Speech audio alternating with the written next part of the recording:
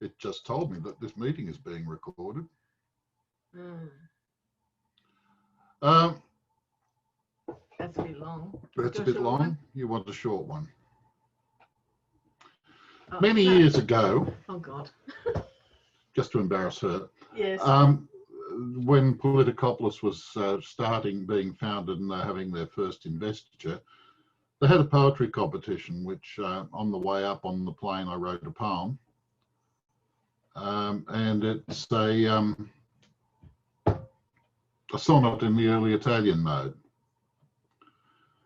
How shall I tell the praise of my true love? She is the font of all I do desire. For in my loins she kindles up the fire, and yet inspires to feats that lie above. My soul on wings it flieth like a dove. Though I may quest as far away as Tyre, across the miles our hearts as one conspire. Her embrace fits my soul like a glove. How can I list what she doth mean to me? She is my world, my cosmos, and my all. Her heart she gave when I on bended knee did fess up having heart in love did fall. Now back unto her embrace glad I flee, and she in love doth wait inside our hall. There you are. It's been a while since that's been done. Oh, that's gorgeous. I'm going to pass. So my other person is here now. Hey, Darian from North Shield. Good evening, everybody. And we are going to do a dialogue. All right, let me pull that back up, and I'm all set. So this is called Who's on the Field. You may be familiar with the format. Hear ye, presenting our next two combatants for the Crown Tournament. With a sword and shield we have Sir Who, and with a polearm we have Sir What. Combatants, make your salutes and begin. Great tournament. Can you tell me the name of the guy with the sword and shield? Who? The guy with the sword. Who? That guy there with the sword and shield. Who? That guy right there? Who has a sword and shield? That's what I'm asking you. What's the guy's name? No, what is a guy with a polearm? Who has a sword and shield? That's what I want to know. Okay. So I can fight. If I were fighting that guy there, the guy with the sword and shield, who would I be fighting? Yes. Oh, yes is the guy I'd be fighting. No, yes was knocked out earlier. Who is the guy you'd be fighting? The guy with the sword and shield. Who? The guy I'd be fighting. Who was the guy you'd be fighting? The guy with the sword and shield. What is his name? I just told you. What has the polearm? Who has the sword and shield? But I'm asking you. I don't know. No, I don't know who's over there, and she is the marshal. What do you mean? You don't know the marshal? No, I don't know who's the marshal. You don't know her name? I do.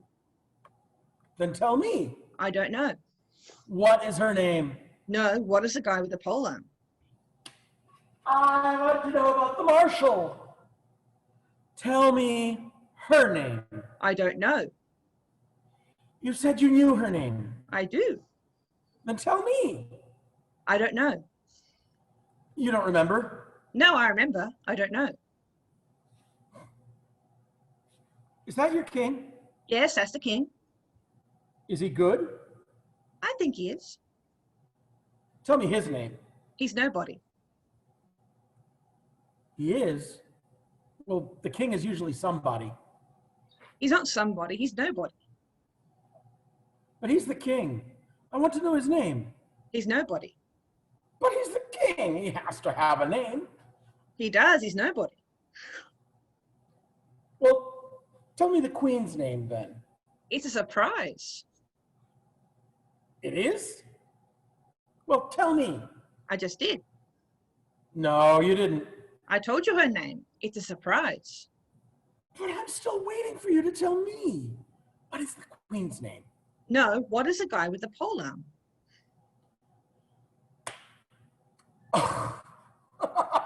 Okay. So back to the guy with the sword and shield, right? Say, I'm fighting now. The guy with the sword and the shield. You still with me? Yes. You're the herald. You announce my name. Got it? Yes. You announce my opponent. His name is... Who? The guy with the sword and shield. You say his name is... Who? The guy I'm fighting. Who is he? Who is he? Yes. I am not fighting yes. I'm fighting that guy. He's got his sword, he's very good, and he's stabbed me in the face. So who has stabbed me? Yes. No, I want you to tell me who stabbed me. Sorry, I've lost my place. Who stabbed you? The guy with the sword, he stabbed me. Yes, who did? The guy with the sword. Yes, who was good at stabbing people? Who is? Yes. Who stabbed me? That's right. Who stabbed you? Who stabbed you? Right in the face. Who did? Yes. I'm not fighting yes. Who is the guy I'm fighting? Yes. Whatever. No, that's my name. Ah! All right, thank you, Darian. Crowd goes wild. So we have something about to happen. I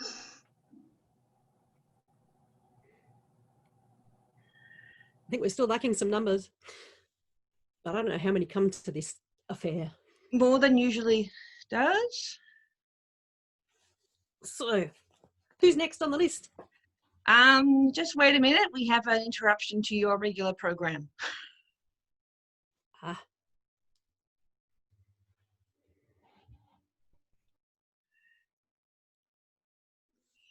Vandal, did you have a song for us? Oh, Your Majesties, welcome. I may have.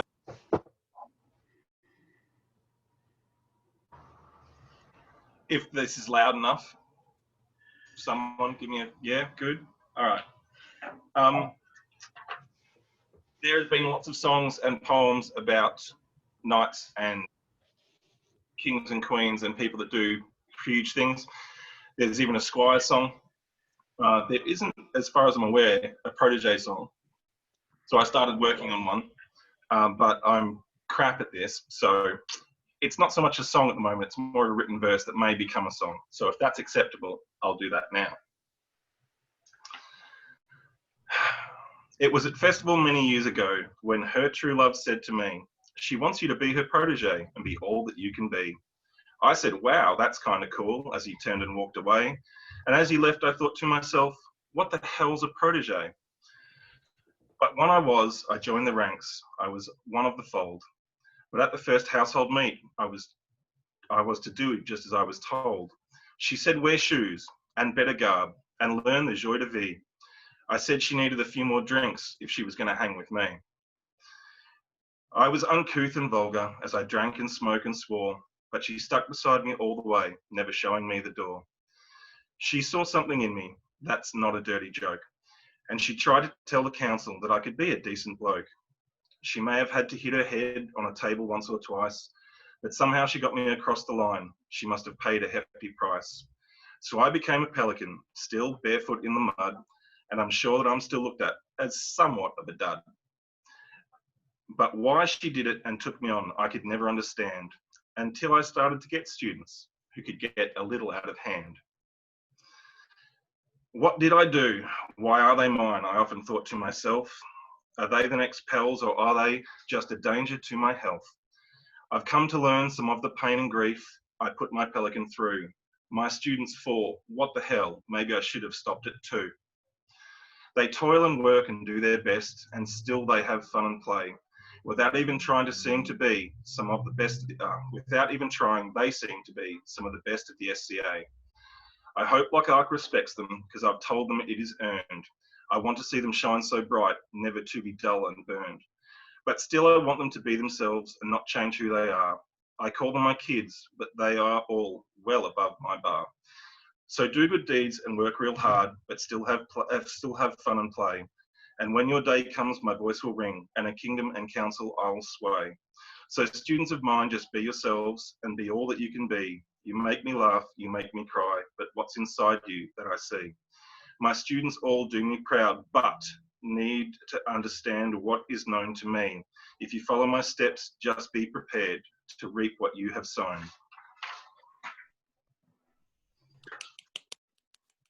That was wonderful. Huzzah, beautiful work.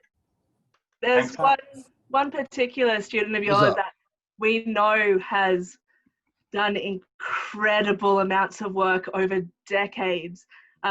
Every time I see him, he is smiling, he is working, he is such a joy to be around. Everywhere I've gone, every event across the whole kingdom, there he is helping, doing something, putting more chairs away than you've ever seen, moving more tables, sweeping more brooms, ticking off more boxes at gate, like just an incredible amount of work. And this is why we have come to join everyone tonight. Vandal, this pelican says that's fantastic, man. Thank you. So Declan, we have a question for you, and we'll give you this opportunity the first time to answer or not in front of these witnesses. We would like to ask if you would join the Order of the Pelican.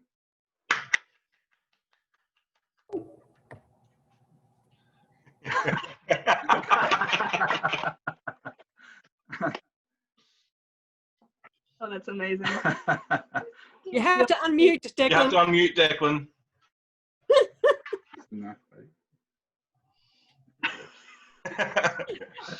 Thank you, Your Majesties.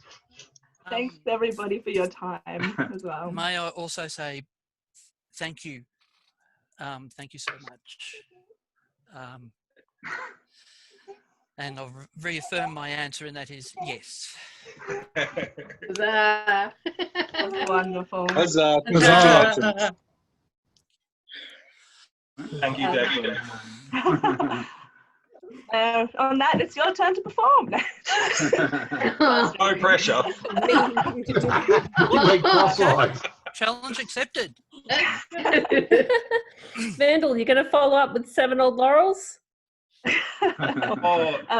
We won't be able to stay for too long, so Declan, we'd love to hear a piece if you're up for it, and then we'll have to go put this one to bed. So thanks everyone for having us. Does your child still have a mighty fine tractor? Oh, not tonight. Tonight he's got Amber. Stolen. In the true spirit. Pastime with good company, I love and shall until I die. Good shall last, but none deny. So God be pleased, thus live will I. For my pastimes, hunt, sing and dance, my heart is set. All goodly sport, for my comfort, who shall me let? Company with honesty is virtue, vices to flee.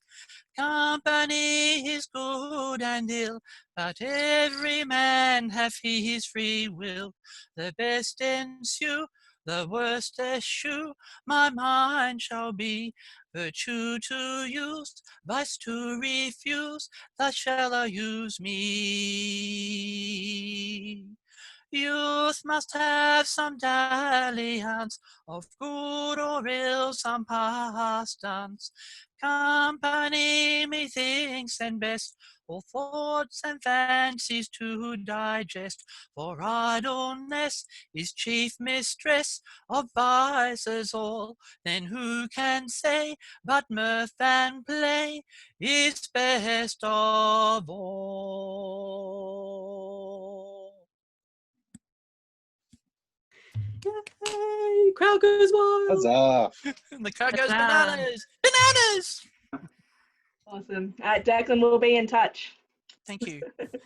I'll see everyone soon. For the record, you have full permission to broadcast my asking on Facebook and other appropriate media. I think this news should be spread far and wide. I'm very happy to have that done. Wonderful. I might wait for the recording. See you, everyone. Good night, Thank everyone. you, Majesties. Good night, Your Majesties. Thank you, Your Majesties. Congratulations, Declan. Bye, Maxi. So, in short, that is why we are on Zoom tonight. We tricked you all. I arranged this at the request of Her Majesty, and I thought, well, why not? We can have some fun. So thank you all for being here on this, the biggest Bardic Circle. And congratulations, Declan. But how could you be certain Declan would show up to a Bardic? I mean... I do have requests for the next performance from Rudaba. What I might do actually, I might start a running list, which might be the best way. I'll just do that very quickly. And if you want to be the next performance on a Google sheet, just type your name in. That might be the best way. They've been everybody moving around, and then we don't have to worry about. That works well. Yeah. All right. So we're going to have for the next time, I think it's Rudaba and Catherine are going to go next, and then after that, I will go with the sheet, which I will post in the chat very soon. Okay.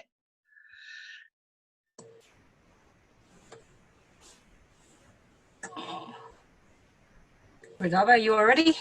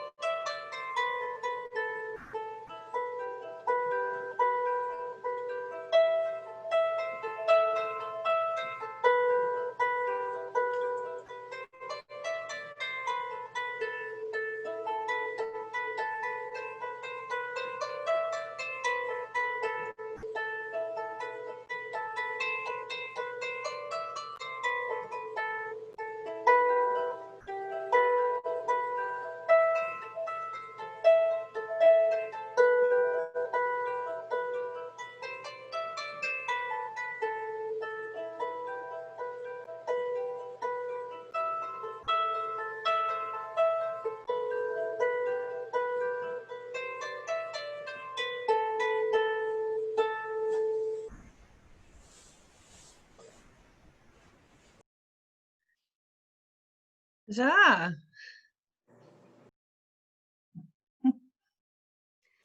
That was a joy to watch and to listen to.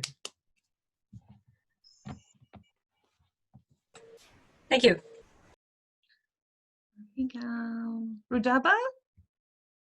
Or was that something together? It was together. Rudaba was dancing to the music. It was lovely. Oh, I see. Oh, thank you. Okay, Yes. I think you're next, Curiel. Hey, now I expect you all to sing along with this. I'll post the chorus, but everybody knows Maids When You're Young, I hope. Okay, there we go. Chorus is there. All right. An old man came courting me, hey ding Durham down. An old man came courting me being young. An old man came courting me, fain he would marry me. Maids, when you're young, never wed an old man, 'cause he's got no falorum, hi diddle I dorum. He's got no falorum, hi diddle I day. He's got no falorum, he's lost his dingdorium. Maids, when you're young, never wed an old man. Oh, when we went to church, hey ding Durham down. Oh, when we went to church, me being young. Oh, when we went to church, he left me in the lurch. Maids, when you're young, never wed an old man, 'cause he's got no falorum, hi diddle I dorum. He's got no falorum, hi diddle I day. He's got no falorum, he's lost his dingdorium. Maids, when you're young, never wed an old man. Oh, when we went to bed, hey ding Durham down. Oh, when we went to bed, me being young. Oh, when we went to bed, he lay was if but dead. Maids, when you're young, never wed an old man, 'cause he's got no falorum, hi diddle I dorum. He's got no falorum, hi diddle I day. He's got no falorum, he's lost his dingdorium. Maids, when you're young, never wed an old man. Oh, when he went to sleep, hey ding Durham down. Oh, when he went to sleep, me being young. Oh, when he went to sleep, out of bed I did creep into the arms of a handsome young man, 'cause he's got some falorum, fi-diddle I dorum. He's got some falorum, fi-diddle I day. He's got some falorum, he found my dingdorium. Maids, when you're young, never wed an old man.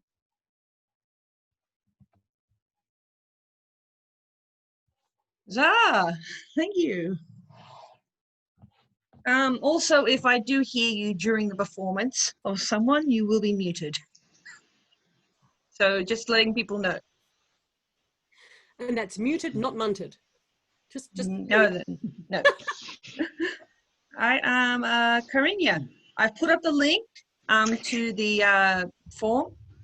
By the way, if you want to go again, feel free to put your name down again. This is how 24-hour Bardic worked, by the way. Yeah, and it worked really well. If there aren't enough volunteers, I'll pick plenty of them. So many of you know that I lived in Innisfail for 5 years, and I really loved it. But the weather didn't suit me. It might be the coldest part of Lochac, but it didn't get cold enough to suit me. So I'm now living in the Shire of Frostheim, which is in far northern Drakenwald, the north coast of Sweden, almost to the border of Finland. And up here, winter suits my taste a little better. So I have written a song to celebrate winter as it occurs here. And I thought those of you who don't get proper winter might appreciate hearing about it. Winter time, it has arrived, gladly sing woohoo. Crystal trees and icy breeze, know the sky so blue. Sing woohoo, sliding down the hill so fast, it's what we love to do. Play in the snow, your face a go, gaily sing woohoo. Woohoo, woohoo, snow time brings us woohoo, the silver and the blue. Winter time, it has arrived, gaily sing woo-hoo, while inside one place to bide and court a love anew. Sing woo-hoo, stars all day come out and play, the perfect time to woo. Time for dancing while romancing, gaily do we woo. Woo-hoo, woo-hoo, snow time brings us woo-hoo, the silver and the blue. Winter time, it has arrived, gladly sing woohoo. Woohoo! Fire and sky as angels fly, 'tis nature's gift to you. Sing woohoo, Snowflakes falling to the ground, but children joy so true. 'Tis cold outdoors, so troubadours gaily sing woo-hoo. Woo-hoo, woo-hoo, snow time brings us woo-hoo, the silver and the blue. Crowd goes wild. Huzzah! I was putting myself down a few things down. Aliette, who's going to play Bavana, it looks like. Yep, with a backdrop of rain, if you can hear it.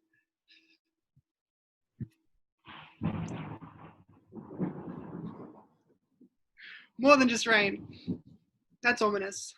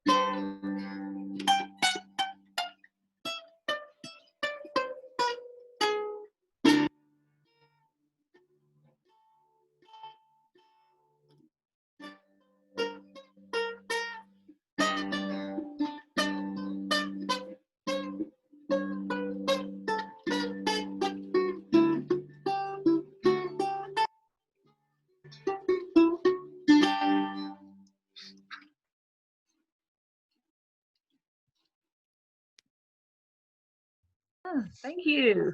Pretty, so pretty. I love a bit of looting. Looting and pillaging all the way. I mean, yes. Okay, next we have Thomas with a song that I know that is going to be quite a bit of fun. You've never heard me sing this before. Don't pretend. Anyway, so this is My Husband's Got No Courage in Him, but it's my version, which will become clear to those who know it towards the end.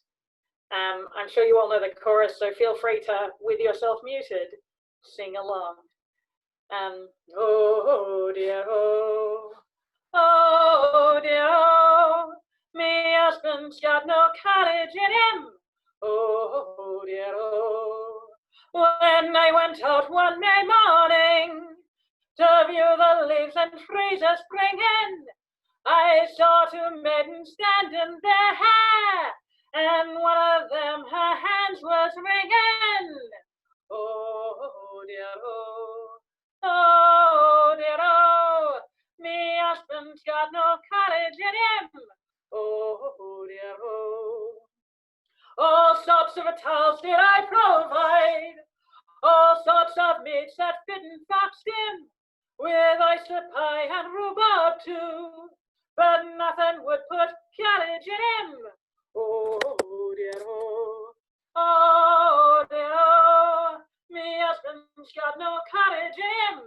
Oh dear, oh, me husband's admired wherever he goes, and everyone looks well upon him, with handsome face and well-shaped leg, but he hasn't any courage in him. Oh dear, oh, Oh dear, oh, me husband's got no courage in him. Oh dear, oh, me husband can dance and caper and sing, and do anything most fitting for him, but he can't do the thing I want, because he's got no courage in him. Oh dear, oh, oh dear, oh, me husband's got no courage in him. Oh dear, oh. Now every night when I goes to bed, I lie and throw me like that on him, and my hand I clasp between his thighs, but I can't put any courage in him. Oh dear, oh, oh dear, oh, me husband's got no courage in him. Oh dear, oh, for 7 long years I made his bed, and I have lain beside him, but I woke this morning with my maiden head, for he still hasn't any courage in him. Oh dear, oh, oh dear, oh, me husband's got no courage in him. Oh dear, oh. Well, I wish me husband he was dead, and in his grave I'd quickly lay him, and then I'd find myself a maid who's got a little courage in her. Oh dear, oh, oh dear, oh, me husband's got no courage in him. Oh dear, oh. So all you maids, wherever you be, forget the men and marry me, 'cause husbands have no courage in them. Oh dear, oh, oh dear, oh, yeah, husbands have no courage in them. Oh dear, oh. Thank you. Yay! That was great. Okay, who's next? Catherine.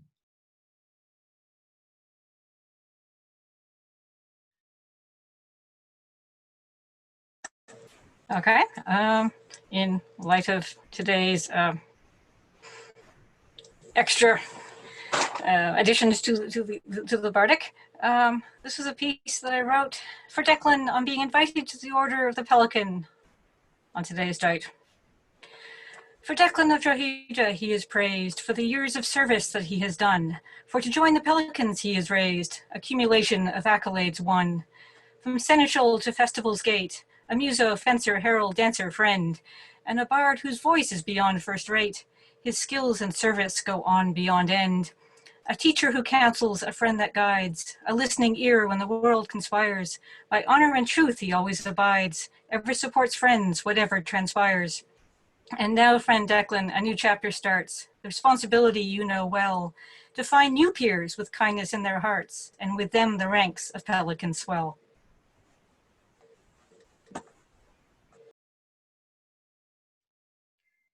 That beautiful. Hey. Someone took their name off the list. Yeah, that's the person who is after that. So if we could have that filled as soon as possible. We have Perrin.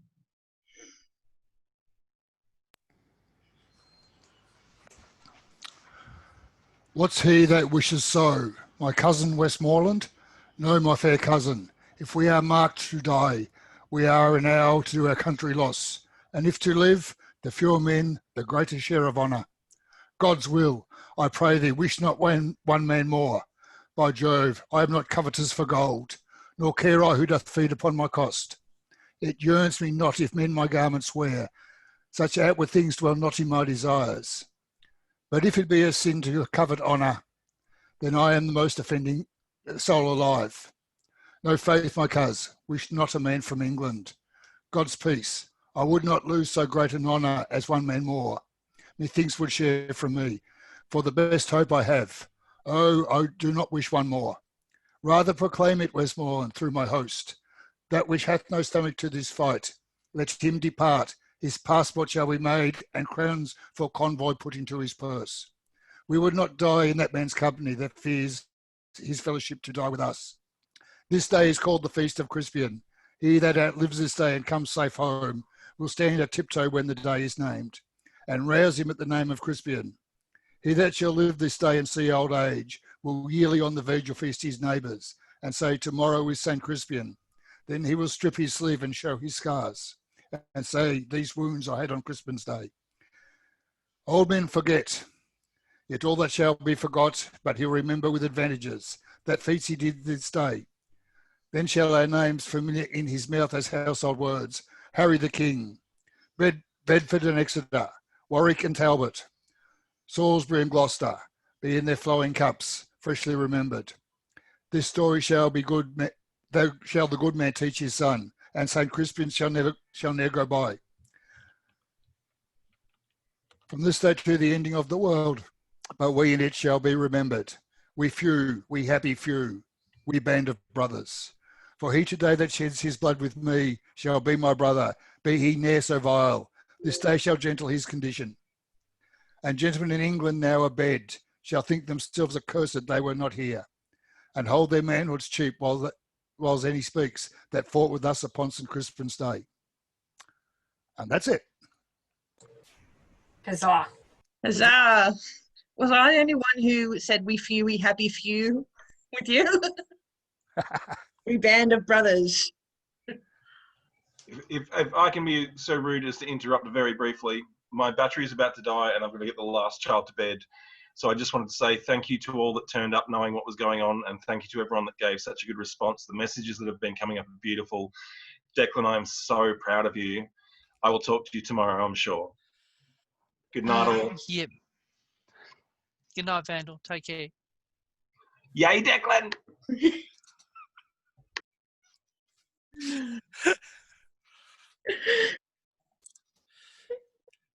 Like you got a fan or something.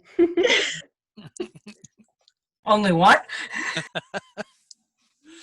People have dropped off a chat before, dropped off Zoom before I could actually thank them. So I feel a bit awkward because I want to try and thank everyone who's passed on congratulations. So I'll try and do that via Facebook. A fair majority of people are on Facebook. Yeah. We had people from just about all over Lochac, so that was mind blowing. Yeah, I noticed there was a few B&Bs. So Rudaba's next, and there aren't that many people after, so either put your name down or I'll start picking on people.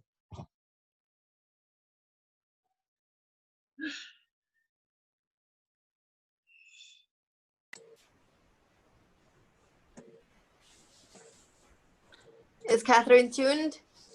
Yes. Oh, we got another dance. Yay.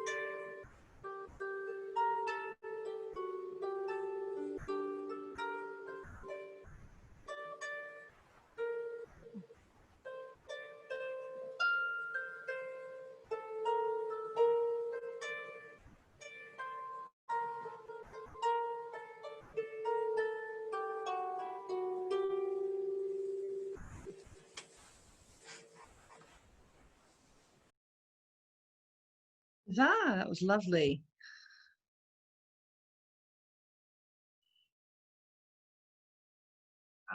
I don't think we're actually going to Yeah, I realized something. That's not going to make the recording. So if you guys do it again another turn, then I can actually spotlight Rudaba's video, okay? So we'd have to do that next time. Sorry about that. Oh yes, I am next. I have a story. It's one I wrote in the tradition of Japanese folklore. It's called When the Sakura Blooms. There was once a man named Itsuki. Itsuki was a prosperous samurai lord, the only son of his father, inheriting his family's lands and property when his father passed into the next life. The lands were of considerable size, with a number of villages and farms where peasants worked the rice fields. Itsuki himself lived in the estate in the mountains, a modest castle with expansive grounds and gardens where he had servants to attend the needs of himself and his widowed mother. The first year after his father died, Itsuki toured his lands, seeing the conditions of the land and speaking to the headmen of the villages to see what improvements could be made. When he returned to his estate, his mother went to speak with him. "It is time you were married, my son," said his mother. "You should visit my sister in Kyoto. She can introduce you to eligible noblewomen and advise you on which one will make a most suitable wife." And so Itsuki left for Kyoto, leaving the lands and estate in the charge of a trusted servant. His aunt wasted no time in introducing him to many eligible young ladies, seeing that Itsuki got invitations to tea tastings, poetry readings, and banquets. Itsuki felt a little bit lost in the social world of Kyoto. The young ladies he was introduced to were beautiful and sophisticated. They talked of city life. Itsuki longed for the peace of his mountain estate, the sounds of the fresh winds through the pines. One evening, Itsuki's aunt hosted a hanami, a feast beneath the sakura trees on her estate. Poems were composed and shared, music was played, sake and cakes were consumed beneath the sakura blossoms in the warm spring twilight. Itsuki caught sight of a young woman sitting slightly apart from a group beneath a tree. She wore garments of a pale blue. He asked his aunt for her name. "Her name is Haruko," his aunt said. "She's Lord Akechi's youngest daughter. She is rather shy, and her older sisters are far better prospects for you." Itsuki considered this, trying to catch her eye, but her gaze was distant, seeming to look past the crowd and contemplating her own thoughts. He got up and went towards her, sitting between her and the group nearby. "I hope I'm not disturbing you, Lady Haruko," Itsuki said. "I can move if you wish." Haruko shook her head non-committally, looking down. "You may do as you please," she said softly. "I care not much for these large gatherings. I am only here because I am expected to be." "As am I," said Itsuki. "This is but my first season here, and all I can think of is the mountains." "That is your home?" Haruko asked. Itsuki nodded. "Tell me of your home," she said.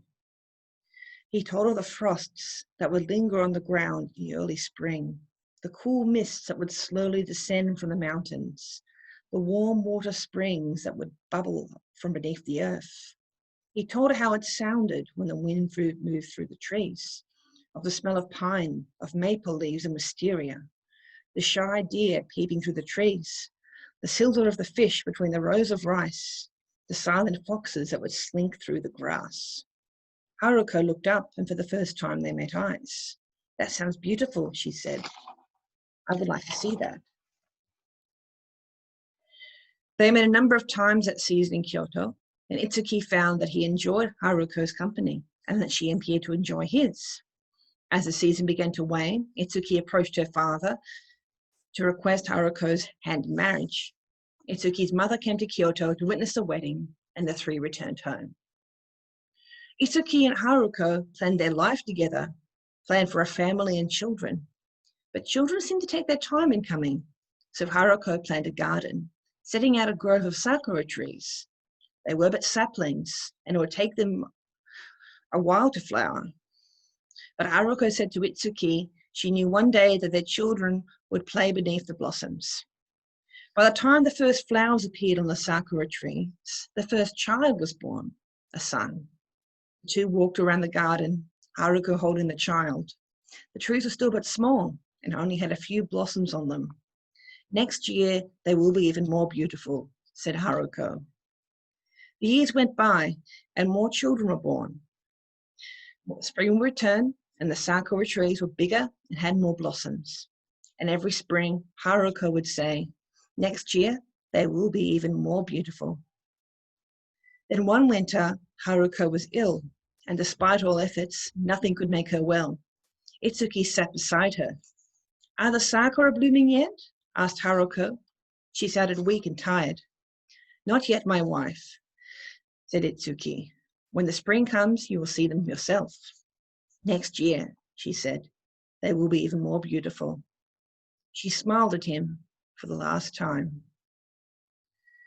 It was a long, lonely winter for Itsuki. He had to keep his grief to himself as he comforted his children for the loss of their mother. Winter turned to spring, the snow receded, and new leaves appeared on the trees. And when the sakura tree bloomed, there was such a bounty of blossoms that there had not been before.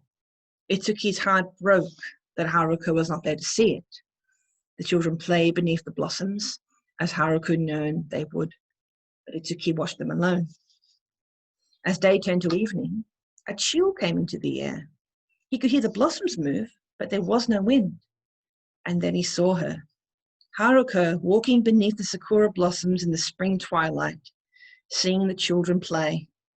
She was pale, so pale that Itsuki could see through her, and she more glided than walked. Then she looked up at Itsuki. Haruko, she smiled at him.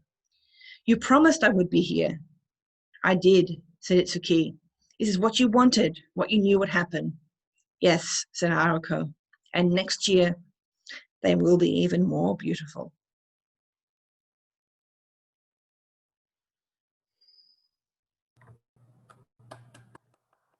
That's a great story. Beautiful. Yeah. Okay, now I've got, oh yes, Kirill. And in light of the fact that we just had that piece, I actually want to switch around the two pieces that I wrote because I wanted to sing a song for Shinjo, in fact. So I will sing that a Japanese song following that lovely story. So this is called Koyo no Tsuki. Haru kara no hana no hen meguru sakazuki kage sashite chiyo no matsukaye wake irashi mukashi no hikari ima izuko Akijene no shimo no iro Naki yuku kari no kazu misete Urutsu ga riku ni teri oishi Mukashi no hikari ima izuko Can't you see those days of old, cherry parties gay?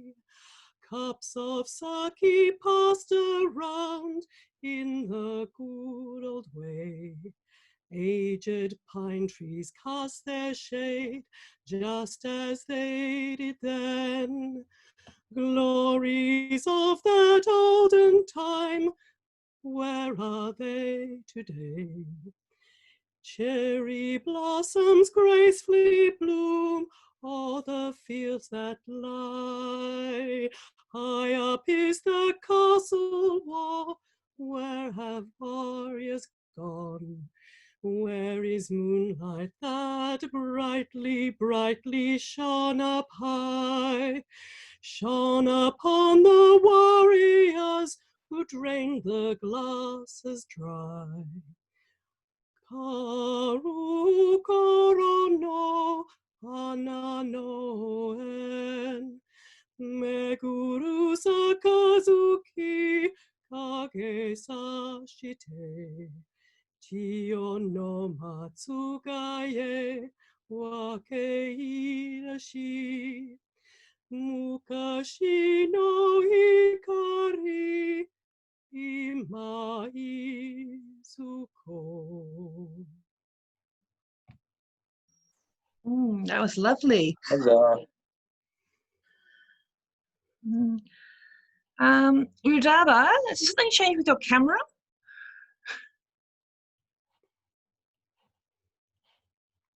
Sorry, what about my camera? Yeah, your camera's different now. Oh yeah. I flipped my, it's an iPad. Oh, It's okay, vertical. okay. All right, just want to make sure it's okay. All right, so I will. From landscape to portrait. Yeah, we'll be able to see better moves, I reckon. Okay. Excuse me a moment. I'm just having a drinks break. Okay, I've spotlighted you.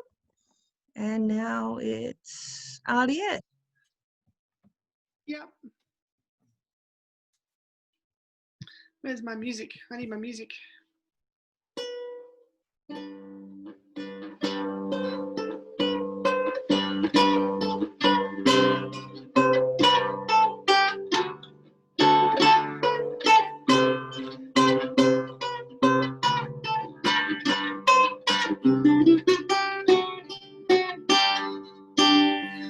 Just one moment.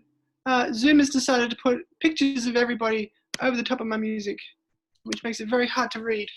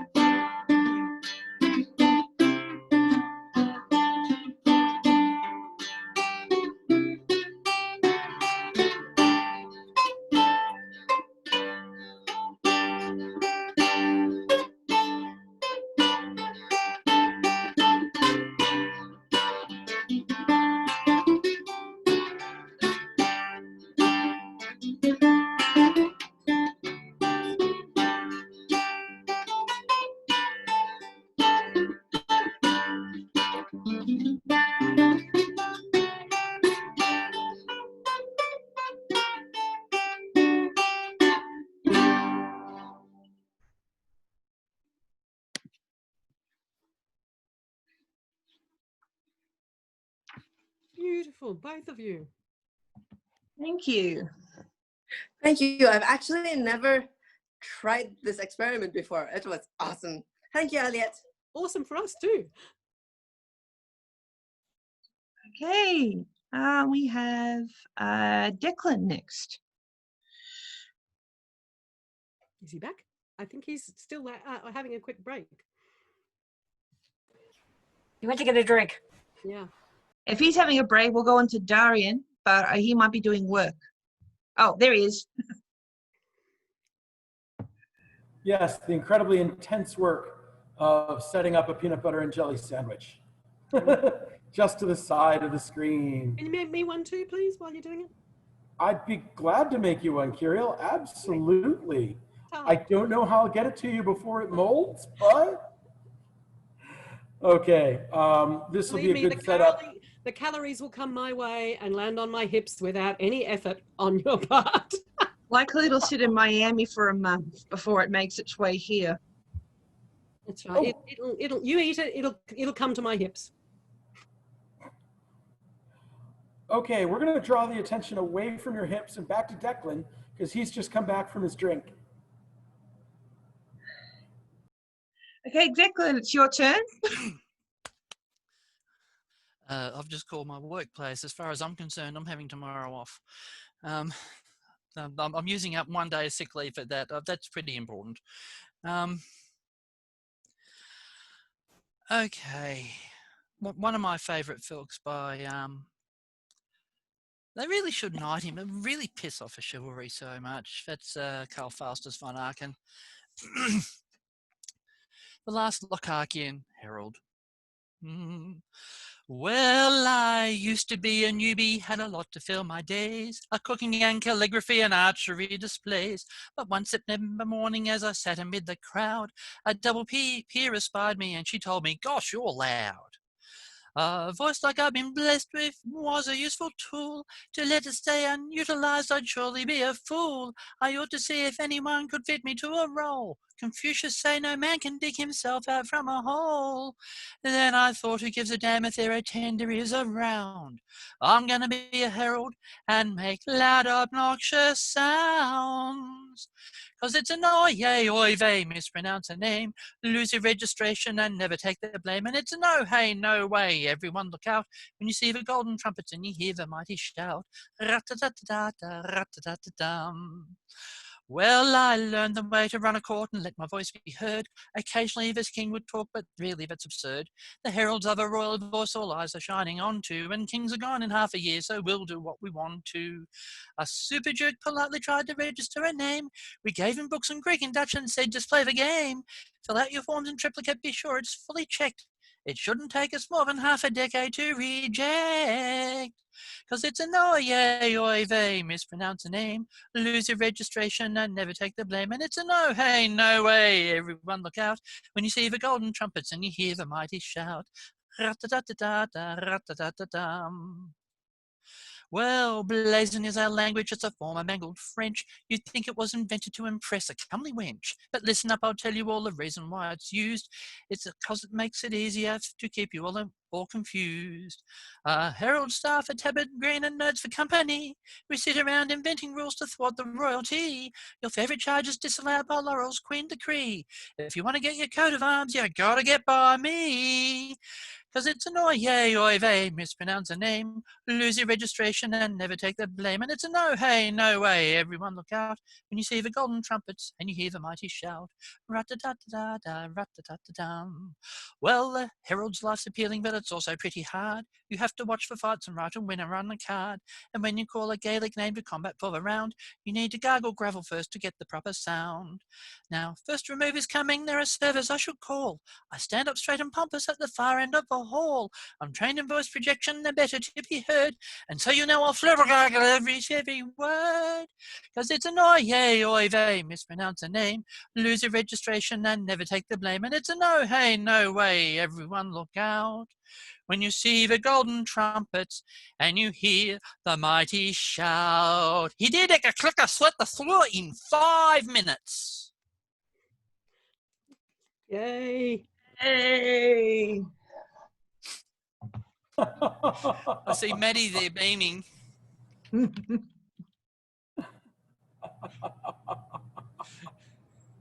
I'm driving so much traffic to Fredbat's website, it's not funny.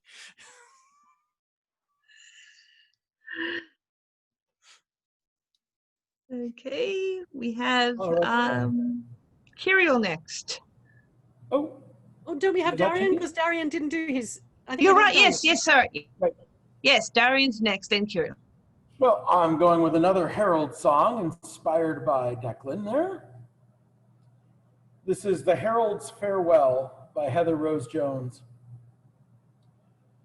They brought the news a moment past, my king in battle slain, and I, your herald, left behind with those who must remain. Yes, I, whoever went ahead to make your presence known, now cannot even follow to the place you have now gone. Since you were crowned, I was your voice in times both good and ill. Before this battle, I it was who told them of your will. I spoke your words to friend and foe upon this bloody plain.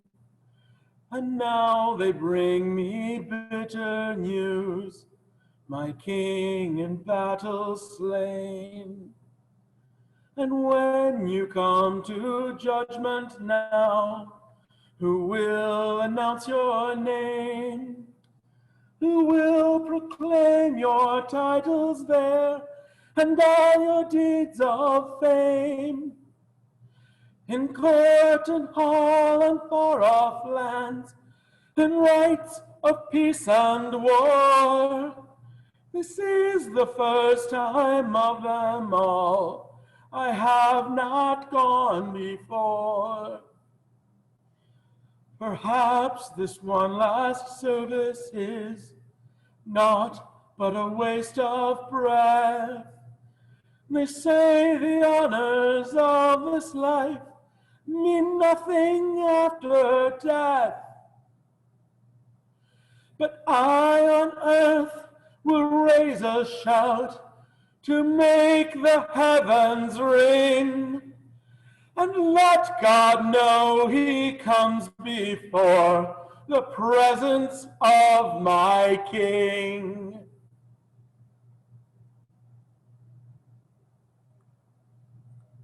Huzzah! Very moving. Okay, now it is Curiel. And I'm going to sing the song, and then we're probably going to head off because, yes, it's a school night and everything. This one is for Rolf and Maddie, because I haven't sung this. Probably the last time I sang this was in front of them. So it's been a long, long time since I've sung this, and I hope you all enjoy it. So, and I apologize for my rustiness on it. So I'm going to sing One Misty Moisty Morning. So I don't know whether you all know it or not, and if not, I guess you'll get to know it. One misty, moisty morning, when cloudy was the weather, I met with an old man clothed all in leather. He was clothed all in leather, with a cap beneath his chin, singing how d'ye do, and how d'ye do, and how d'ye do again. This rustic was a treasure, as on his way he hied, and with a leather bottle fast buckled by his side. He wore no short upon his back, but wool unto his skin, singing how d'ye do, and how d'ye do, and how d'ye do again. I went a little further, and there I met a maid, a-going milking, a-milking, sir, she said.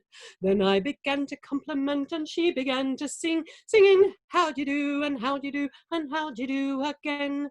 This maid, her name was Dolly, clothed in a gown of grey. I, being somewhat jolly, persuaded her to stay, and straight I fell to courting her, in hopes her love to win, singing how d'ye do, and how d'ye do, and how d'ye do again.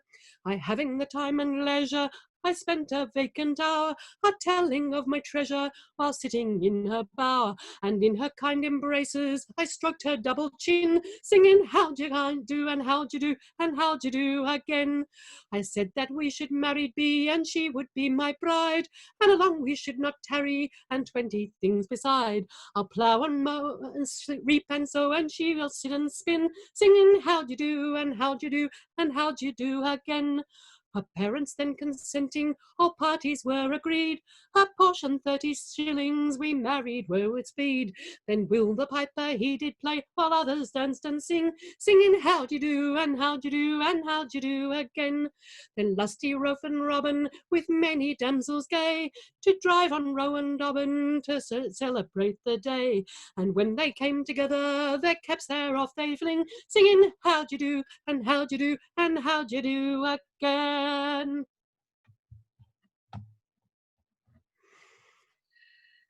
Huzzah! It goes at breakneck pace. Good job.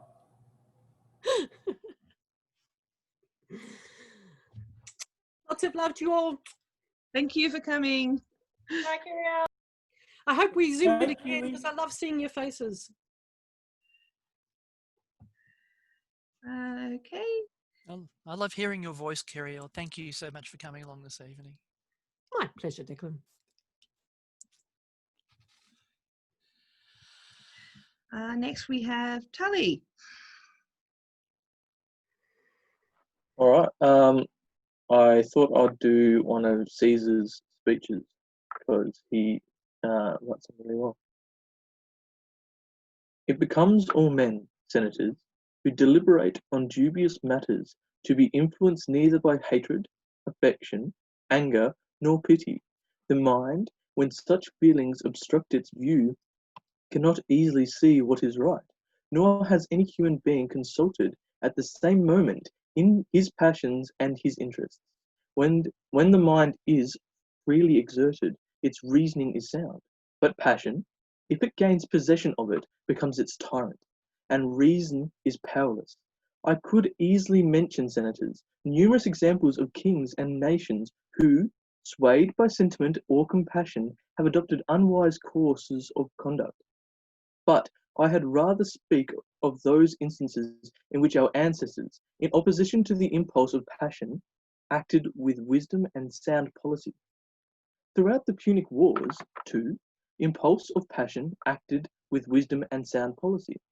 Throughout the Punic Wars, too, although the Carthaginians, both during peace and in suspension of arms, were guilty of many acts of injustice, yet our ancestors never took occasion to retaliate, but considered rather what was worthy of themselves, than what might justly be inflicted on their enemies.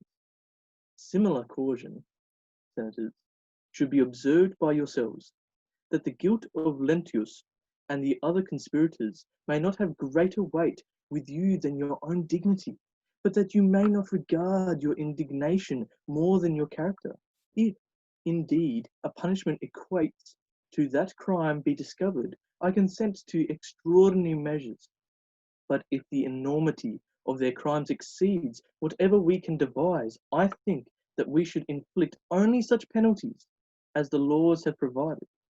Most of those who have given their oppositions before me have deplored, studied and impressioned language the sad fate that threatens the Republic. They have recounted the barbarities of war and the afflictions that would fall on the vanquished. They have told us that maidens would be dishonored and youths abused, that children would torn from their embraces of their parents, that matrons would be subjected to the pleasures of the conquerors, that temples and dwelling houses would be plundered, that massacre and fires would follow, and that every place would be filled with arms, corpses, blood, and lamentation. But to what end? In what name of the eternal gods was such eloquence directed? Was it indeed to render your indignant at the conspiracy? A speech, no doubt, will inflame him whom so frightful and monstrous a reality has not provoked. Far from it, for to no man does evil directed against himself appear a light matter. Many, on the contrary, have felt it more seriously than was right, but to different persons, senators. Different degrees of license are allowed if those who pass a life sunk in obscurity commit any error through excessive anger. Few become aware of it, for their fame is as limited as their fortune. But of those who live invested with extensive power and in exalted station, the whole world knows the proceedings. Thus, in the highest positions, there is the least liberty of action, and it becomes us to indulge neither partially nor aversion, but least of all animosity. But what in others is called resentment, is it the powerful termed violence and cruelty? I am indeed of opinion, senators, that the utmost degree of torture is inadequate to punish their crime. But most people dwell on that which happens last, and, in the case of criminals, forget their guilt, and talk only for the punishment. Should that punishment have been inaccordingly severe? I feel assured, too, that Dasmilius Salanius, a man of spirit and resolution, made the suggestion which we offered from zeal for the state. Yet his proposal appears to me, I will not say cruel, for what can be cruel that is directed against such characters? But foreign to our policy, for assuredly Salanius either your fears or their treason must have induced you, a consul elect, to propose the new kind of punishment. But who, it may be asked, will blame any severity that shall be decreed against these parishioners of their country? I answer that time, the course of events, of fortune, whose capriced government notion may blame it. Whatever shall fall on the traitors will fall on them justly. But it is for you, senators, that to consider well what you resolve to inflict on others. All precedents productive of evil effects have had their origin from what was good. But when a government passes into the hands of the ignorant and unprincipled, any new example of severity inflicted on deserving and suitable objects is extended to those that are improper and undeserving of it. The Lacedaemonians, when they had conquered the Athenians, appointed 30 men to govern their state. These 30 began their administration by putting to death, even without a trial, all who were notoriously wicked or publicly detestable, acts at which the people rejoiced and exalted their justice. But afterwards, when their lawless power gradually increased, they proceeded, at their pleasure, to kill the good and bad indiscriminately, and so strike terror into all, and thus the state, overpowered and enslaved, paid a heavy penalty for the impudence exaltation. Within our own memory too, when the victorious Sulan ordered Damasippus, the others of similar character had risen by distressing their country to put to death, who did not commend their proceedings. All exclaimed that wicked and factious men who had troubled the state with their seditious practices had just forfeited their lives. Yet this proceeding was the commandment of great bloodshed, for whenever anyone converted the mansion or villa, or even the place of apparel of another, have exerted his influence to have him numbered among the proscribed. Our ancestors, senators, were never deficient in conduct or courage, nor did pride prevent them from imitating the customs of other nations. If they appeared deserving of regard, their armour and weapons of war, they borrowed them from the Samnites, their ensigns and authority for the most part from the Etruscans, and in short, whatever appeared eligible to them, whether among allies or among enemies, they adopted at home with the greatest readiness. But at the same time, adopting a practice from Greece, they punished their citizens with the scourge and inflicted capital punishment on such as were condemned. When the Republic, however, became powerful, a faction grew strong with vast numbers of citizens. Men began to involve in innocent and condemnation, and others like abused were practiced. And it was then that the Porcian and other laws were provided. But with condemned citizens were allowed to go into exile. This lenity of our ancestors, senators, I regard as a very strong reason why we should not adopt any new measure of severity. For assuredly, there was greater merit and wisdom in those who raised so mighty an empire from humble means than in us, who can scarcely preserve what they so honourably acquired. Am I of opinion, then, you will ask, that the conspirators should be set free, and that the army of Catiline should be thus increased? Far from it. My recommendation is that their property be confiscated, and that they themselves be kept in custody in such of the municipal towns as are best able to bear the expense. That no one hereafter bring their case before the Senate or speak on it to the people, and that the Senate now give their opinion, that he who shall act contrary to this will act against the Republic and the general safety. I forgot how long that was, sorry. That's okay. Yeah, I actually well read. Yeah, But the thing is, from what I recall, people didn't listen to Julius Caesar's pleas for clemency, and then they strangled Catiline and the rest of them.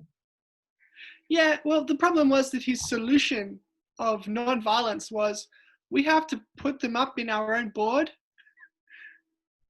Yeah. So Also, Julius Caesar had his own designs on marching Rome with an army, so I don't think he wanted to have a death to traitors, to dictators, if he was going to become one. Not that many years later. It is odd. I was just going to say, it is odd that he was talking about being clement towards the Carthaginians, considering they left no stone set upon another stone, and then sowed the ground with salt so that nothing could grow there ever again. That was their clemency to the Carthaginians. I agree with this, and I also say that Carthage should be destroyed because she is a menace to Rome. I was waiting for a moment to say that. I was actually going to say Roma should have been destroyed because she was an absolute menace to Carthage. But I was quoting Cato. Yeah, I know. Do you realise there's still Carthaginian laws in holding in certain parts of the world, particularly in Spain? But if they destroyed Rome, how are you going to annoy Italian drivers? By telling them about how Rome got destroyed? No, they won't listen. You need to actually put obstacles in their way so they can drive over them. Well, if your criterion is Italian drivers, then Rome's gone, go to Venice.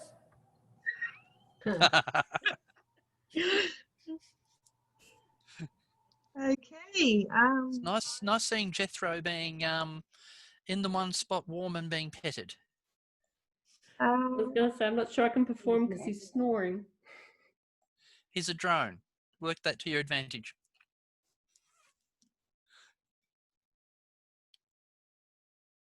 Catherine?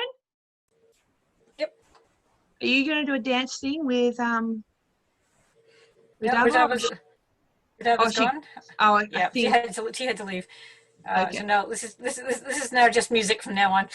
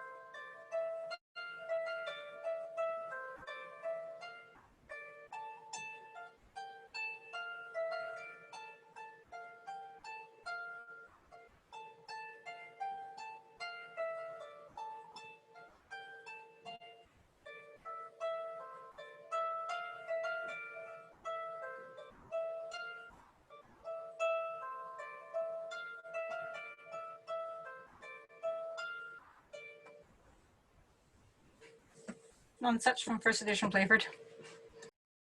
Okay. I didn't realize that was the actual title. Yes. Thomas. Howdy. All right. So I was noticing all the ratings, and I'm like, I should do a rating. So what I've got is Hecabe by Euripides, as translated by Philip Bellicott in the 20th century.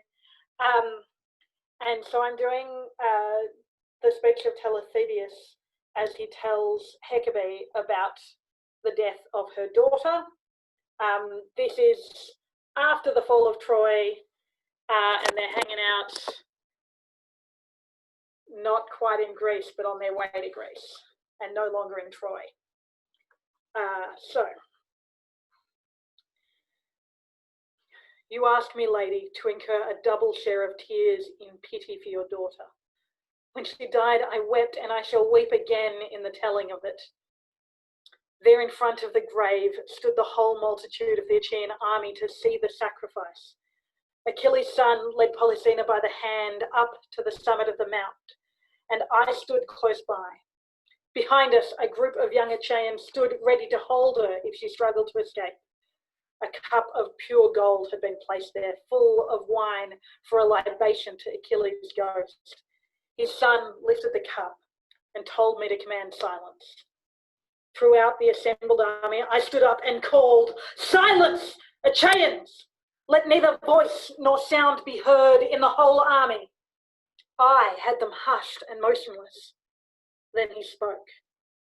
"Oh, my father, Peleus' son, receive from me this soothing wine that summons parted souls. Then come, drink this maid's dark, untainted blood, which I and the whole army offer you, and look on us with favour. Granting that we may unmoor our ships and with a prosperous voyage come safe to our own land." Such were his words, and all prayed with him. Then he grasped his sword by the gold hilt, drew it from the sheath, and signed to the young men appointed to take hold of her. Polysena saw, and this is what she said: "You Greeks, who laid my city in ruins, I will die willingly. Let no one lay hands on me. I will give my neck steadfastly to the sword. So in name of the gods, let me stand free, and kill me that I shall die free. Since I am a royal, to be called slave among the dead would be dishonor." And the whole army roared consent. And Agamemnon told the youths to set her free. And when she heard this, she took hold of her dress and tore it from shoulder knot to waist, and showed her breasts and all of her body to the navel, like the loveliest of statues. Then she knelt on one knee and spoke the most heroic words of all. "Son of Achilles, here is my breast, if that is where you wish to strike. Or if my throat, my neck is ready here. Strike home." And he, with his sword torn between pity and resolve, he cut through the channels of her breath. A spring of blood gushed forth, and she, even as she died, took care to fall becomingly, hiding what should be hidden from men's view.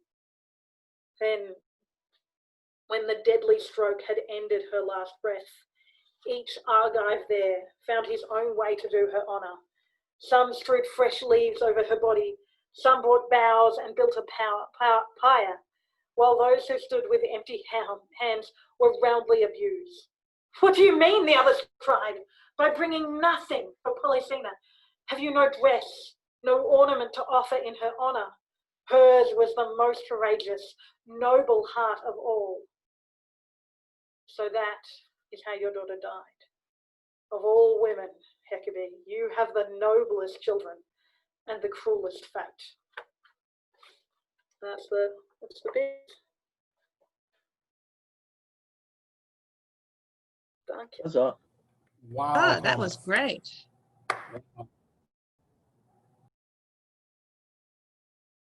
Okay, who do we have next? Aliet. Okay.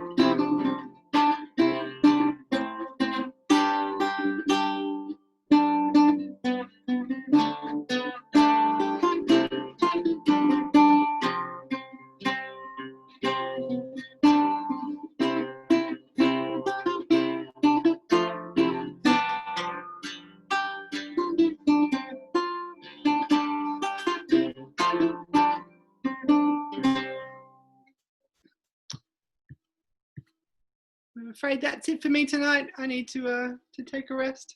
All right, well, thank you, Aliet. Take care, Elliot. Congrats, Declan. Thank you. Demonism. Okay. So I have a story, which some of you may have heard and some may not. This is actually not my story, but my friend who has allowed me to adapt it for her. It is called The Gift of Truth. High in the heavens, Prince Meadowlark was a mighty storyteller.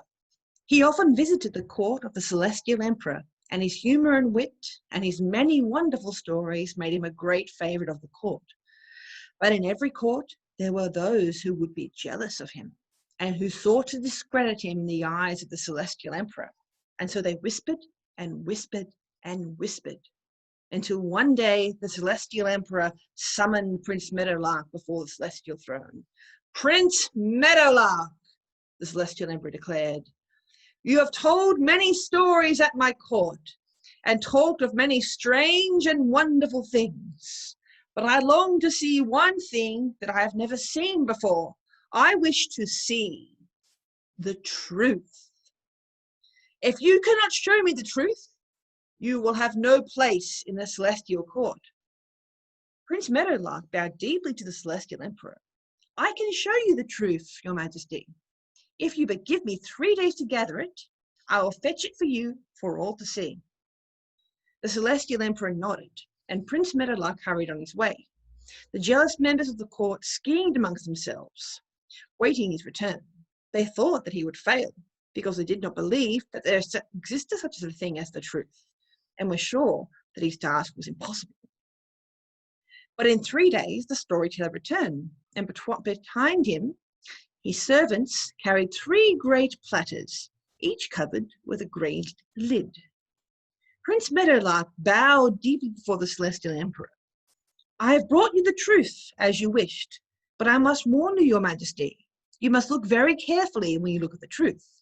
A foolish man, after all, unable to recognize the truth when it's shown to him. Also, the truth may be a frightening thing. Are you certain you wish to see it?" The Celestial Emperor nodded, and the Celestial Court looked eagerly at the great platters of silver to see what he had hidden there. Prince Meadowlark went to the first servant and lifted the great lid on the platter, but on it lay a truth no larger than a single grain of rice. The Celestial Court was mightily offended and began speaking amongst themselves behind raised fans. Even the Celestial Emperor is angry. "What is the meaning of this?" he demanded. "This truth is too puny and insignificant for the Celestial Court of the Emperor of the 9 heavenly mountains and the 5 rivers of fire and the 3 bottomless seas. The Celestial Emperor is deserving of a greater truth than this. Get out of my sight immediately." Prince Meadowlark looked worriedly at the angry members of the court, and even more at the angry Celestial Emperor, and he quickly swallowed the truth, like a rice grain, so that none of the court might have to look upon it further. He then bowed even deeper and said, "I have brought another truth that is larger if you wish to see it. Maybe that will please you." The Celestial Emperor nodded, and Prince Meadowlark lifted the lid from the second platter, which was made of pure gold. On it lay a truth that was round and plump, and no bigger than a single bean. The Celestial Court was even more offended and started to whisper of mockery. The Celestial Emperor began to turn red. Great was his fury. "I asked for truth, and you bring me this thing no larger than a bean? I rule the 700 orders of animals, and the 700 orders of fishes, and the 700 orders of birds, and the dragons of heaven bow before me. You think that I will be satisfied with such a small truth? Remove it from this place immediately." Prince Meadowlark was even more worried, and hurriedly swallowed the truth like a green bean to conceal it from the Emperor as quick as could be. "Very well, Your Majesty," he finally said. "I have one last truth I can show you. Do you truly wish to see it? It is much larger than the others, but—" "Show it to me!" the Emperor roared. Prince Meadowlark quickly bowed and lifted the lid of platter made of jade. Immediately, there sprung from the platter the most hideous goblin ever existed. His eyes were in his belly, and his mouth was on the top of his head, and his feet were where his ears should be, and his arms were where his feet should be. The goblin howled and gibbered and raced around the court of the celestial heavens, screaming a blood-curdling cry. The courtiers died beneath the cushions to hide, terrified out of their mounds. for when he looked upon the goblin was filled with terror and dread. Even the celestial emperor ducked behind the celestial throne. Finally, the mighty warrior Princess Fury grabbed the celestial jade chamber pot and used it to crush the goblin's head. Slowly, celestial court recovered themselves, and the celestial emperor returned to his seat upon the throne. After a long period of time, the celestial emperor said, with caution, Is that the last thing you have to show me, Prince Meadowlark? Prince Meadowlark nodded and said, Hi, my lord. Fury has killed truth. The emperor thought about this for a long moment and said finally, I wish to examine the other truths more carefully. Perhaps the celestial court was too hasty in judging them inadequate. Prince Meadowlark shook his head. I am very sorry, my lord, but in order to remove them from your sight, I was forced to swallow those truths. I cannot bring them back. But, my lord, if the celestial court watches and listens very carefully when I speak, they may catch a glimpse of those truths from where they lie now. And with that, he turned and left the celestial court.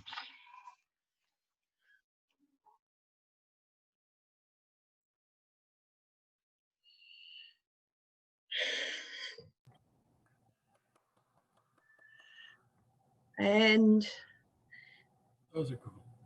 Next we have Rolf.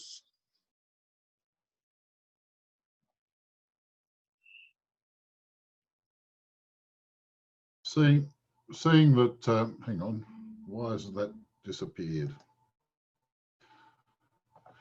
Right, seeing that this is my first time attending, I thought that I'd actually sing something that was the first thing that was done for bardic purposes that wasn't actually singing someone else's song.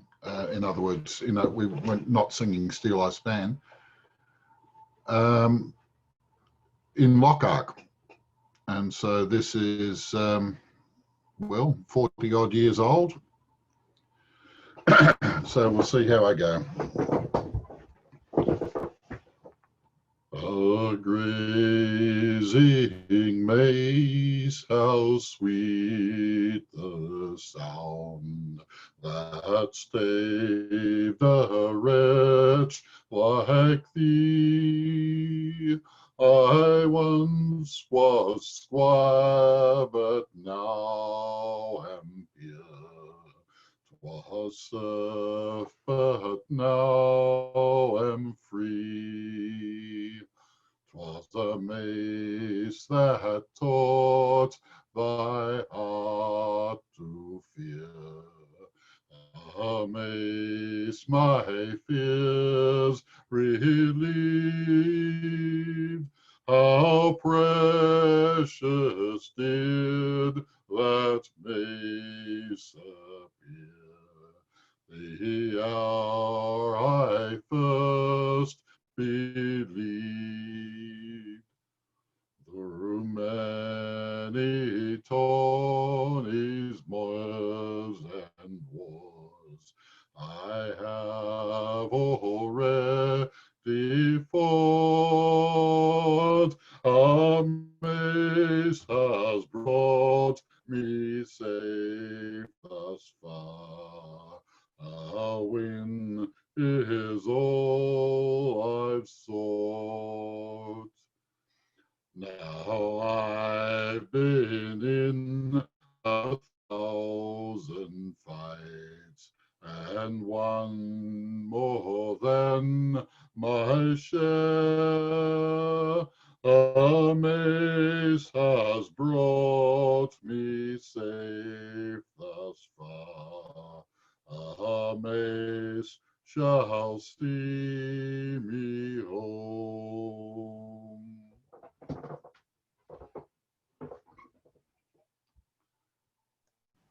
Huzzah! Huzzah! Yeah, it's an old one, that. Huzzah! Next we have Perrin.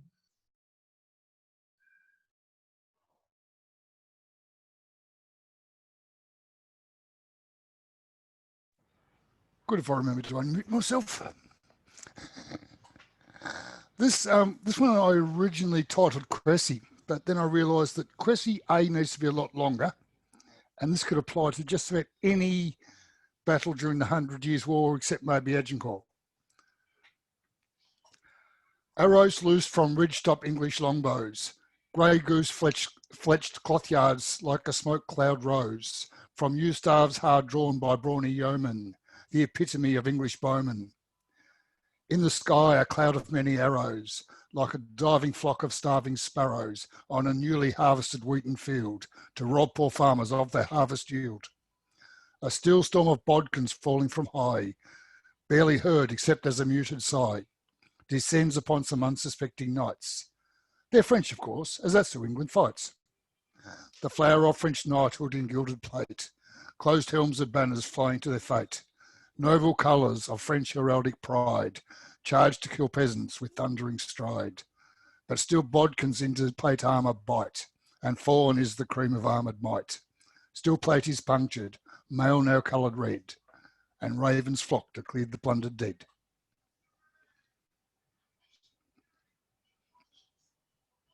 Huzzah. Huzzah. Huzzah. Well written, well read. Next we have Darian. Okay. I'm going to pull out Merrimack. I think my mouth needs the exercise.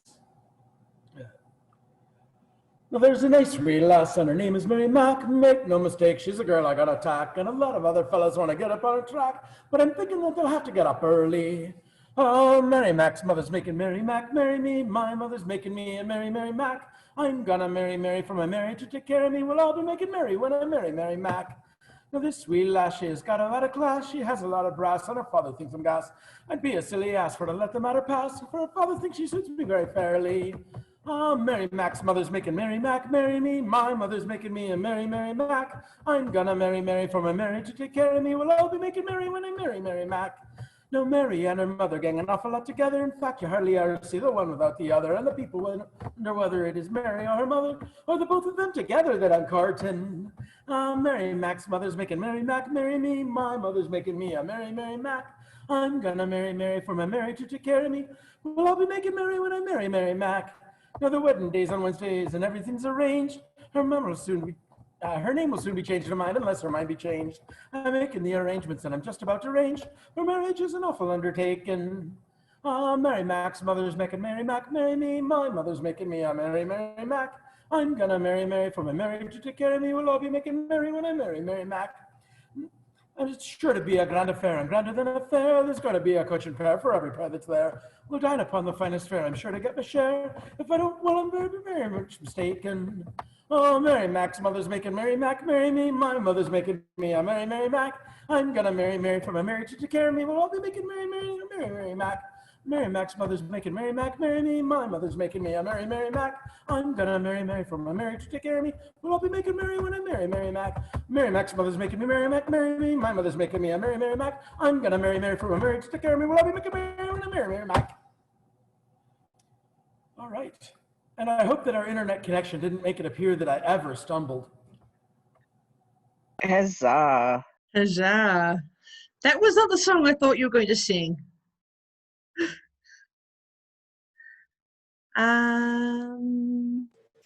Catherine. Yep. Okay, this is a filk to part of Cantiga 384 from the Cantigas of Santa Maria by Alfonso X in the 13th century, but it has a Arthurian theme called Conundrum. When Effia comes to Camelot riding, her father has deemed to Arthur she'll wed. True loyal child, she trusts in his guiding, to follow and go wherever she is led. She knew that love comes not when it's bidden, but but slowly it grows if meant over time. Such though is truth, like love, often hidden to surface without sign, reason, or rhyme. What are my choices? I see only one, to marry a man who I've never met. For I am a daughter instead of a son, and this is the best chance I'll ever get. Guinevere sits as queen now to Arthur, a king who has sworn to fight for his land. She bears no son, and he's been her father, and time marches on a silent demand. For he has a son, a bastard at best, a sullen young man who trained as a knight. She sees him a challenge, part of a test, one she is failing, though try as she might. What are my choices? I see only two, to bear him a son, his heir and his pride. Or if I cannot, what then should I do, to stay as his queen, or step now aside? Guinevere sits alone in her castle, surrounded by thought of those she holds dear. One gone to war, the other to battle. Of neither one's death did she hope to hear.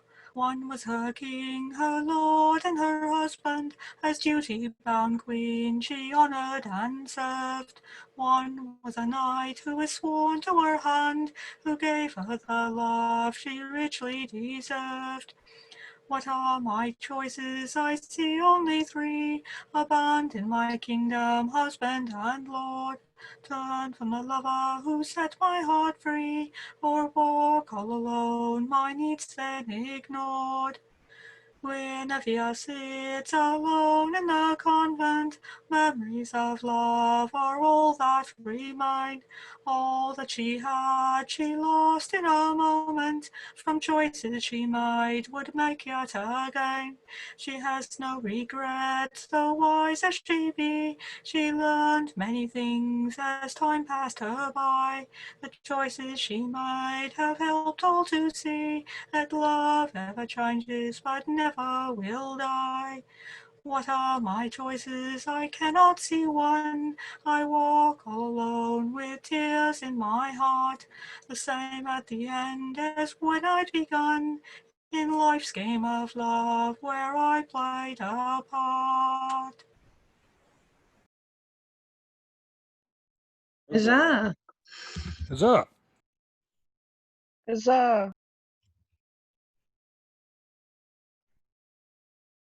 Robin is driving.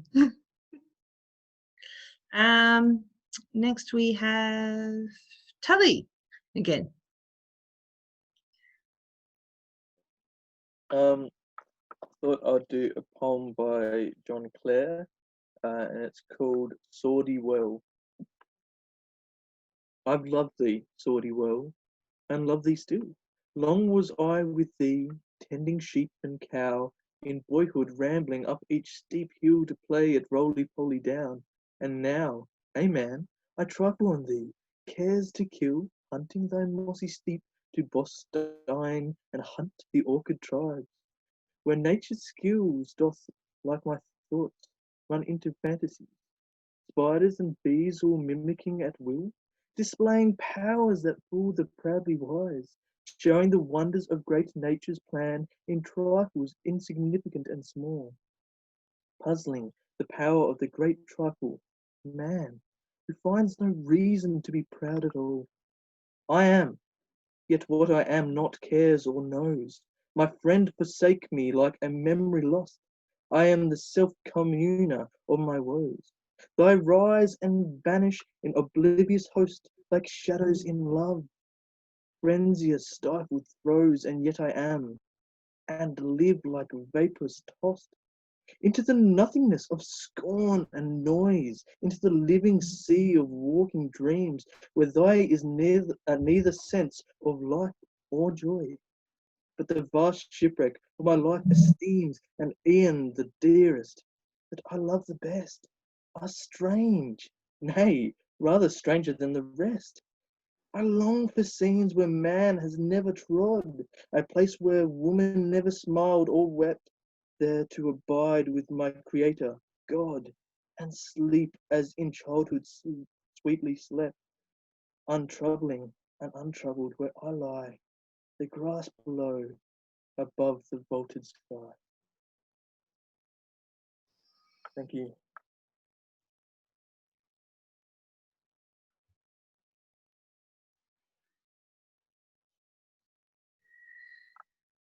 Okay, thanks, Tully.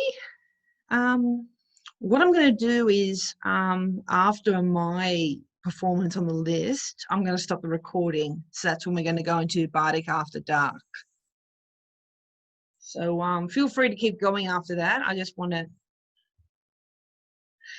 let people know that, okay? That's when the recording will stop. Next we have Margie, who has a poem.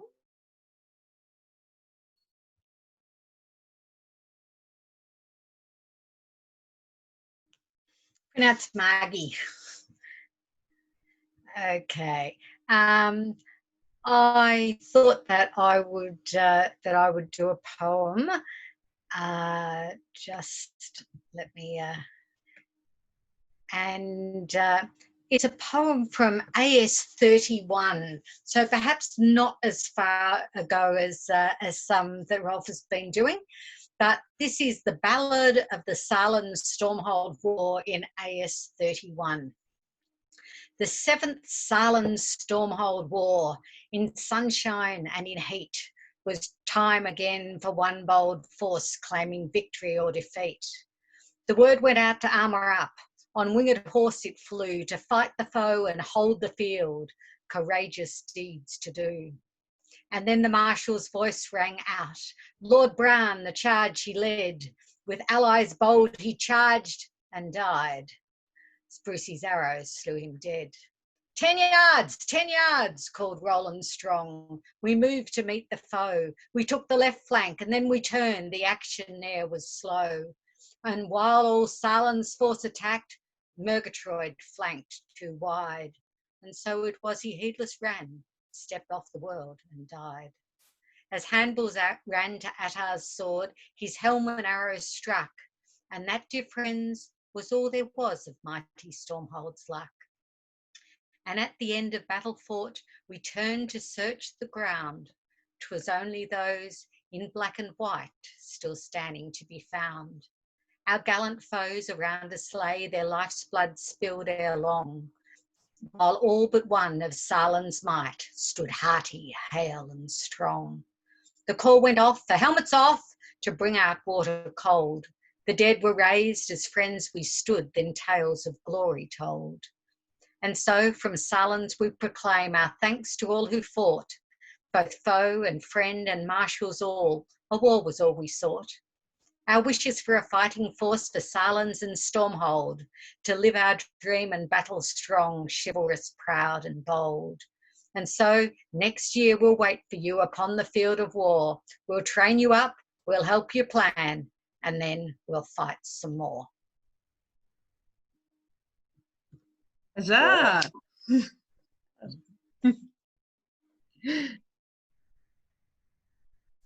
Okay, who? Yes, yeah, Declan, you said you had a song? Yep, as far as I'm concerned, we're nearly up to Bardic After Dark, so I'll blur the edges slightly. A very well-known professor wrote this song, and it's called Rickety Tickety Tin. About a maid I'll sing a song, sing rickety tickety tin. About a maid I'll sing a song who didn't have her family long. Not only did she do them wrong, she did every one of them she did every one of them in. One morning in a fit of pique, sing rickety tickety tin. One morning in a fit of pique, she drowned her father in a creek. The water tasted bad for a week, and we had to make do with gin. We had to make do with gin. Her mother she could never stand, sing rickety tickety tin. Her mother she could never stand, so a cyanide soup she planned. The mother died of a spoon in her hand, and a face and a hideous grin. A face and a hideous grin. She set her sister's hair on fire, sing rickety-tickety-tin. She set her sister's hair on fire, and as the smoke and flame rose higher, danced around the funeral pyre, playing a violin, playing a violin. She weighted her brother down with a stone, sing rickety-tickety-tin. She weighed her brother down with stones and set him off to Davy Jones. All they ever found was some bones and occasional pieces of skin. Occasional pieces of skin. One day when she had nothing to do, sing rickety-tickety-tin. One day when she had nothing to do, she cut her baby brother in two and served him up as an Irish stew, and invited the neighbours invited the neighbours in. And when at last the police came by, sing rickety-tickety-tin, and when at last the police came by, her little prank she did not deny. To do so she would have had to lie, and lying she knew was a sin. Lying she knew was a sin. My tragic tale I won't prolong, sing rickety-tickety-tin. My tragic tale I won't prolong, and if you do not enjoy the song, you've yourselves to blame if it's too long. You should never have let me begin. You should never have let me begin. Huzzah! Huzzah! Huzzah! Okay, Maria is next. Hello. Can you hear me? Yes. Okay, cool. Thank you.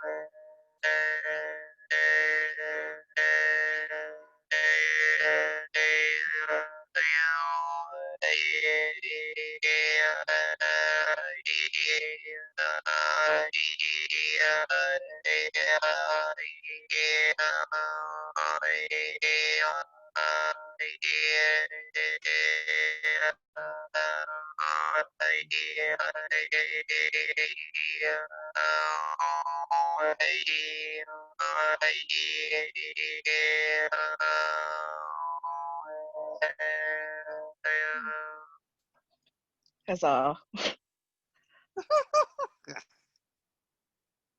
Huzzah! Huzzah! Thank you, Maria. That was fun. Okay. Next, Catherine. Yep.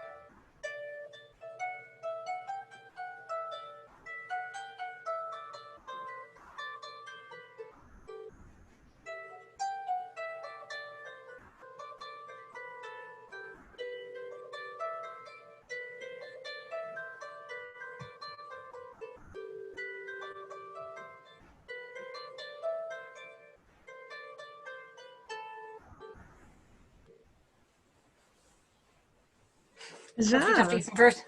Ruffy Tuffy from first edition Playford.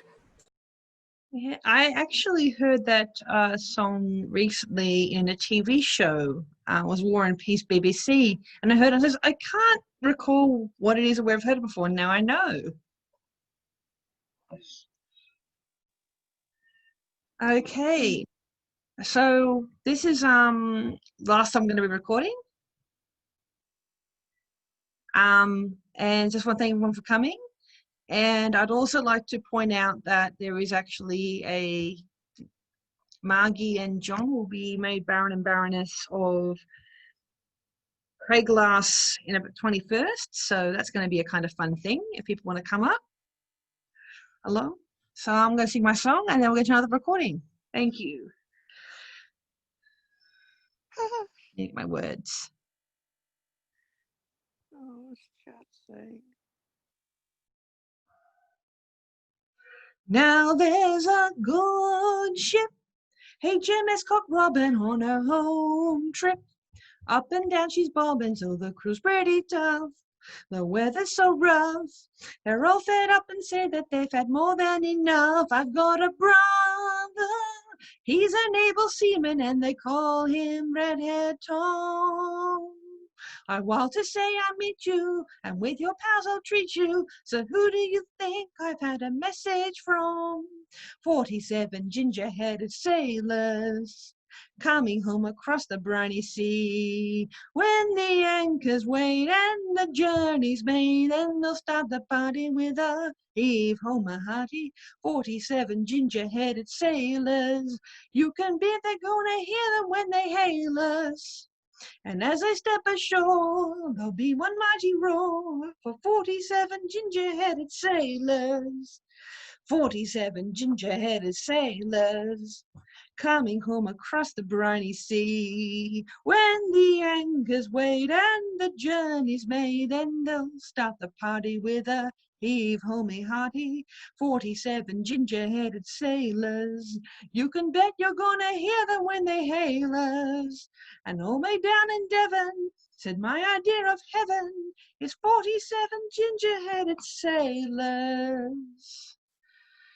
Okay, so I will